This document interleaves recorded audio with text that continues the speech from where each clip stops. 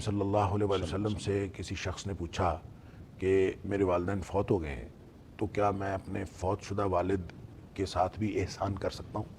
تو نبی اکرم صلی اللہ علیہ وسلم نے اس کو چند باتیں بتائیں. آپ نے فرمایا سب سے پہلی بات تو یہ کہ اگر انہوں نے دنیا میں کوئی کمٹمنٹ کی تھی کسی کے ساتھ، اچھا بلکہ اس سے پہلے نبی پاک صلی اللہ علیہ وسلم نے دو قسم کی دعائیں فرمائیں. ایک تو فرمایا ان کے لیے دعا کیا کرو، ٹھیک ہے.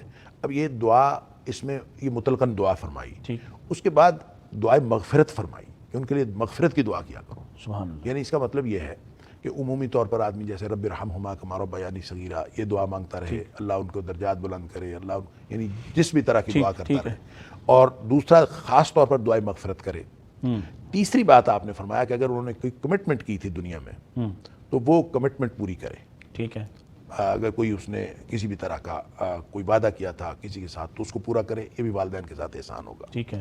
دعا کرنا، دعائے مغفرت کرنا، کمٹمنٹ کوئی انہوں نے وعدہ کیا تھا وہ پورا کرنا. اور اگلی بات آپ نے فرمایا کہ اگر جو والدین کے رشتہ دار ہیں ان کے ساتھ اچھا سلوک کرنا. تو والدین کے رشتہ داروں کے ساتھ اچھا سلوک کیا جائے گا تو یہ بھی ان کے ساتھ، یہ بھی والدین کے ساتھ احسان ہوگا. اور آخری بات آپ نے فرمائی کہ جو والدین کے دوست ہیں اللہ اکبر ان کے ساتھ بھی اچھا سلوک کرنا. واہ. والدین کے دوستوں کے ساتھ بھی اچھا سلوک کرنا، یہ بھی والدین کے ساتھ احسان ہوگا.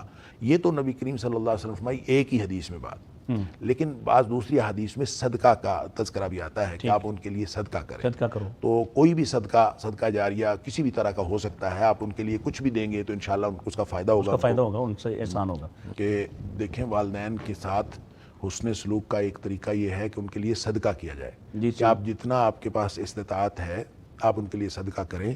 کسی جگہ آپ قرآن مجید خرید کے مسجد میں رکھوا دیتے ہیں کہ لوگ پڑھیں گے تو میرے والد صاحب کو ثواب ہوگا، تو یہ بھی صدقہ ہے. آپ مسجدوں میں صفحے رکھوا دیتے ہیں، مسجد بنوا دیتے ہیں، کوئی کہیں نلکا لگوا دیتے ہیں. اس طرح کا کوئی بھی کام جو ہوتا ہے صدقہ جاریہ ہے. بلکہ پانی کے صدقے کو تو پانی کا صدقہ تو سب سے اچھا صدقہ ہے. تو کوئی صحابی آئے بھی تھے جنہوں نے پوچھا. ہاں جی، تو نبی کریم صلی اللہ علیہ وسلم نے فرمایا کہ پانی کا صدقہ جو ہے سب سے اچھا صدقہ ہے. تو لہٰذا پانی کا صدقہ کریں یا نلکا لگوا دیں، کوئی اس طرح کا کام.